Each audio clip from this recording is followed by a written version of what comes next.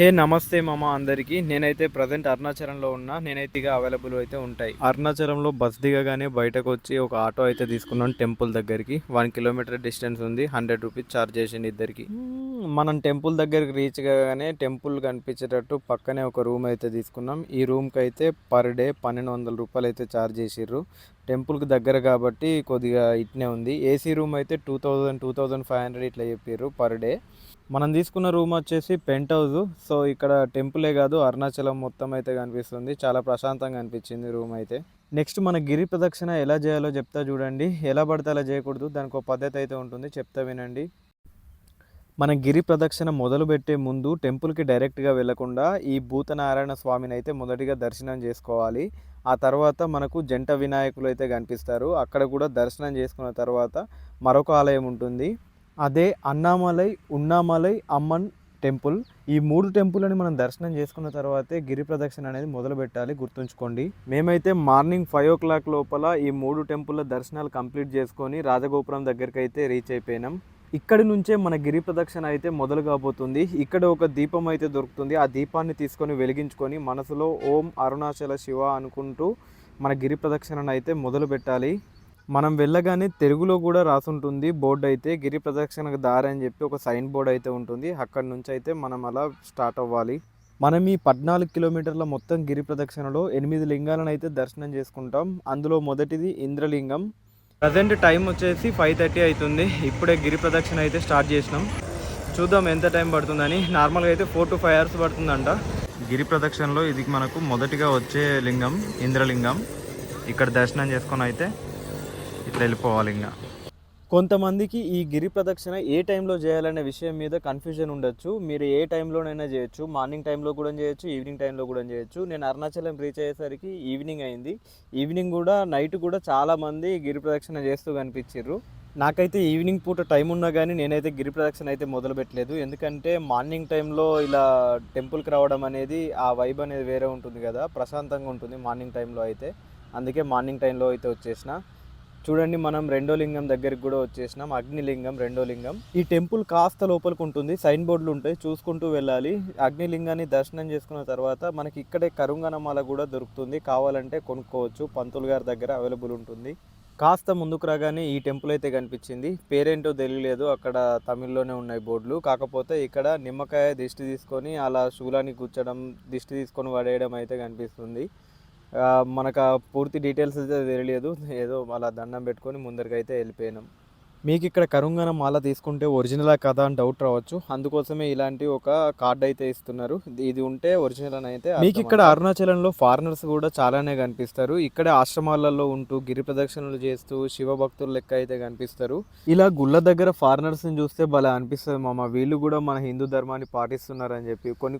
ఇలా మనం గిరి ప్రదక్షిణ చేసేటప్పుడు రూట్ మ్యాప్స్ కూడా ఇలా బోర్డుల రూపంలో అయితే ఉంటాయి, చూసుకుంటూ వెళ్ళాలి. మనం అలా ఇంకాస్త ముందరికి వెళ్ళగానే యమలింగం కూడా వస్తుంది. ఆ యమలింగాన్ని కూడా మనం దర్శనం చేసుకొని మళ్ళీ ముందుకు వెళ్తూ ఉండాలి. మనం అలా ఇంకాస్త ముందరికి వెళ్ళగానే దుర్వాస మహర్షి ఆశ్రమం అయితే వస్తుంది. ఇక్కడ ముడుపులకైతే ఫేమస్. ఎవరైనా సరే ఇక్కడ కోరిక కోరుకొని ముడుపు కడితే వాళ్ళ కోరికలు అయితే తీరుతాయని చెప్పి అయితే నమ్ముతారు. ఇక్కడ మోస్ట్లీ పెళ్లి కాని వాళ్ళు పెళ్ళి అవ్వాలని చెప్పి ముడుపులు అయితే ఎక్కువగా కడుతూ ఉంటారు. ఇక్కడ మనకి ఇక్కడ ఈ ఆశ్రమం పక్కపుంటే ఒక దేవుడి విగ్రహం అయితే కనిపిస్తుంది. చూడండి ఎంత బాగుందో. ఇక్కడ విగ్రహాలు అయితే చాలా బాగున్నాయి. మనం అలా ఇంకాస్త ముందరికి వెళ్ళగానే మనకు అష్టలింగాల్లో ఒక లింగమైన నైరుతి లింగం అయితే కనిపిస్తుంది. ఇక్కడ నైరుతి లింగం లోపలికి వెళ్ళి దర్శనం చేసుకొని మళ్ళీ మన గిరి ప్రదక్షిణ అయితే యథావిధిగా మొదలు పెట్టాలి. మనం గిరి ప్రదక్షిణ చేసేటప్పుడు ఒక పార్క్ కూడా వస్తుంది. అక్కడ జింకలు నెమళ్ళు అయితే మనకు కనిపిస్తూ ఉంటాయి. కాకపోతే నేను జింకలు కనిపించినప్పుడు వీడియో అయితే తీయలేదు. ఇక్కడ చూడండి నెమలు ఎంత బాగుందో.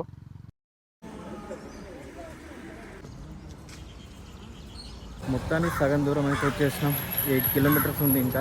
ఇప్పటి వరకు అయితే కాళ్ళ నొప్పులు పెద్దగా అనిపించట్లే, నార్మల్గా వస్తున్నాయి అంతే. ఇంకా ముందరికి వెళ్తే చూడాలి. టైం వచ్చేసి 8:30 అవుతుంది. ఒకవేళ మార్నింగ్ తెల్లారితే ఎండతోని కాళ్ళ నొప్పులు ఎక్కువ కావచ్చు, మసాజ్ చూడాలి. ఇక్కడ చూడండి, ఎవరికైనా కాళ్ళు కనుక నొస్తే ఫుట్ మసాజర్లు కూడా అవైలబుల్ ఉన్నాయి మనకు దారిలోనే. ఒక 20-50 రూపీస్ అట్లా ఛార్జ్ చేస్తారు 10 minutesకి. మొత్తానికి మనం సూర్యలింగం కూడా రీచ్ అయిపోయినాం. మళ్ళీ దర్శనం చేసుకొని మళ్ళీ మొదలు పెట్టాలి మన గిరి ప్రదక్షిణ అయితే. ఇక్కడ చూడండి వెంకటేశ్వర స్వామి విగ్రహం అయితే ఎంత బాగుందో. ఇక్కడ ముందర పాదాలు కూడా ఉన్నాయి చూడండి. దారి నిండా మనకు మొత్తం దేవుళ్ళ విగ్రహాలే కనిపిస్తాయి. ఇలా టెంపుల్స్తో విగ్రహాలతో నిండిపోయి ఉంటుంది మన గిరి ప్రదక్షిణ మొత్తం అయితే. ఇక్కడ మనం వెళ్ళే దారిలోనే శ్రీ వజ్ర వారాహి అమ్మన్ విగ్రహం అయితే కనిపిస్తుంది చూడండి. చాలా బాగుంది విగ్రహం అయితే. మనకు నరసింహస్వామి టైప్లో అయితే ఉంది.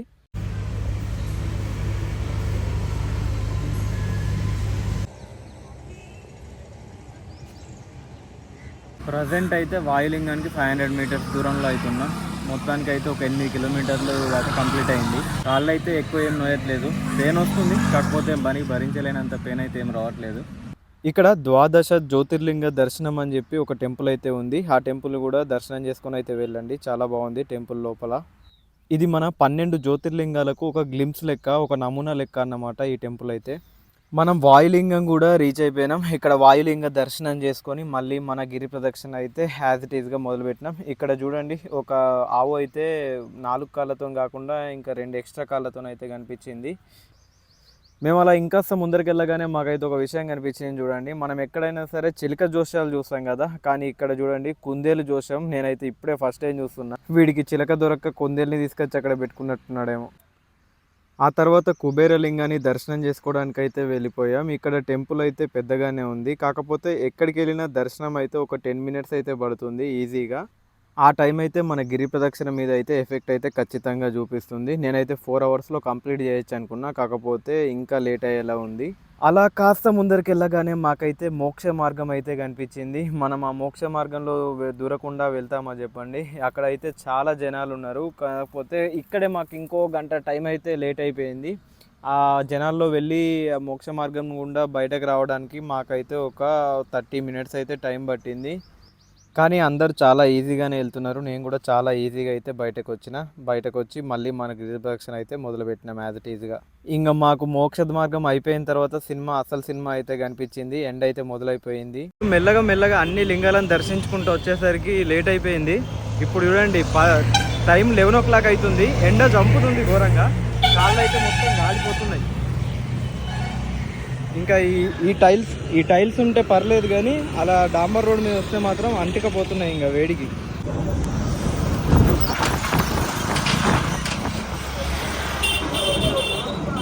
కాళ్ళకు బుబ్బలు రాకుండా ఇది ఒక టెక్నిక్ అయితే కనిపెట్టిన. ఎండలో పరిగెత్తాలి, నీడలో వెయిట్ చేయాలి. మళ్ళీ డైరెక్ట్ అలాగే నడిస్తే కాళ్ళు అంటుకపోతున్నాయి రోడ్డుకి. కాళ్ళు నొస్తాయేమో అని చెప్పి భయపడ్డా, కానీ కాళ్ళకు నొప్పి అయితే ఏం లేదు, కానీ ఈ ఎండతోనైతే ధూమ్ తీరిపోతుంది భయ్య. ఎవరన్నా వచ్చేటోళ్ళు ఉంటే మాత్రం ఎండ అయ్యేదాకా వెయిట్ చేయకండి. మేము మార్నింగ్ 5కే బయలుదేరినాం, కాకపోతే ఇంత టైం అవుతుంది. మెల్లిగా అన్ని లింగాలు చూసుకుంటూ వచ్చేసరికి కొంచెం లేట్ అయింది. మీరు ఎవరైనా వచ్చేటోళ్ళు ఉంటే మాత్రం కొంచెం త్వరగా నడిచి ఒక 4 అవర్స్లోనే కంప్లీట్ చేయొచ్చు ఇది. కాకపోతే మేము టైం ఎక్కువ తీసుకున్నాం. ఇంకా 2 కిలోమీటర్స్ అయితే వెళ్ళాలి. ఇదే ఎండ వచ్చినప్పుడు అలా కొద్దిగా పరిగెత్తున్నా, ఇట్లా నీడ వచ్చిన కాడ ఆగి ఎట్లా వెళ్తున్నా.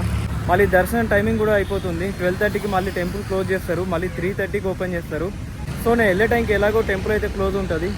వెళ్ళి ఒక 2 అవర్స్ రూమ్లో రెస్ట్ తీసుకొని మళ్ళీ 3:30కి దర్శనంకి అయితే వచ్చేస్తా. మనం గిరి ప్రదక్షిణ చేస్తూ ఉంటే ఇక్కడ ఎవడో బబుల్ గమ్ తినే ఉంచేసిండు చూడండి, కాలుకి ఎట్లా అంటిపోయిందో. ఎండ సవ కొడుతుందిరా నాయన అంటే ఇదో బోనస్. మళ్ళీ బయట చూడండి ఒకసారి ఎండ ఎంత ఉందో.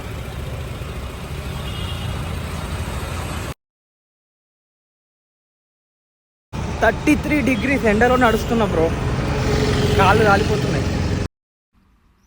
మళ్ళీ నాకు ఇంకో టెక్నిక్ అయితే దొరికింది. ఇక్కడ వైట్ లైన్ కనిపిస్తుంది కదా, ఈ వైట్ పెయింట్ అయితే కొద్దిగా కూల్ ఉంది, అందుకే ఇలా వైట్ పెయింట్ మీద నుంచి నడుచుకుంటూ వెళ్తున్నా. అబ్బా వచ్చేసినాం ఇంకా టెంపుల్ దగ్గరికి. ఇంకొక 300 మీటర్స్ వెళ్తే అయిపోతుంది. ఎండలో వాచిపోయింది అమ్మ. ఇక్కడ ఒక అతను నా లెక్కనే పరిగెడుతున్నాడు చూడండి, నా టెక్నికే కాపీ కొట్టి అలా పరిగెడుతూ వెళ్తున్నాడు. మనం రౌండ్ ట్రిప్ కంప్లీట్ చేసుకొని మళ్ళీ భూతనారాయణ టెంపుల్ దగ్గరికి అయితే రీచ్ అయిపోయినాం. ఇంకా అదే టెంపుల్ కూడా దగ్గర ఉంది. విచిత్రం ఏంటంటే నాకు కాళ్ళు నొయ్యట్లేదు కానీ కాళ్ళు కాలుతున్నాయి. ఈ కాళ్ళు కాలే నొప్పిలా నేను ఆ నొప్పి మర్చిపోయినా ఏందో తెలియట్లేదు, కానీ కాళ్ళు అయితే నొయ్యట్లేదు. సో ఫైనల్గా నా గిరి ప్రదక్షిణ అయితే కంప్లీట్ అయిపోయింది. మళ్ళీ రాజగోపురం దగ్గరికే నేను రీచ్ అయిపోయినా. ఇక్కడ మళ్ళీ ఒక కొబ్బరికాయ కొట్టేసి టెంపుల్ క్లోజ్ ఉండడంతో రూమ్కి వెళ్ళి మళ్ళీ 2 అవర్స్ తర్వాత వచ్చి దర్శనం అయితే చేసుకున్నా. దర్శనంకి అయితే మీరు 50 రూపీస్ టికెట్కి అయితే వెళ్ళండి, ఈజీగా అయిపోతుంది. నాకైతే 15 మినిట్స్లో దర్శనం అయితే అయిపోయింది, జనాలు ఎవరు లేరు. సో ఫ్రెండ్స్, ఈ వీడియో కనుక మీకు నచ్చినట్లయితే లైక్, షేర్, సబ్స్క్రైబ్ చేయడం మాత్రం మర్చిపోకండి.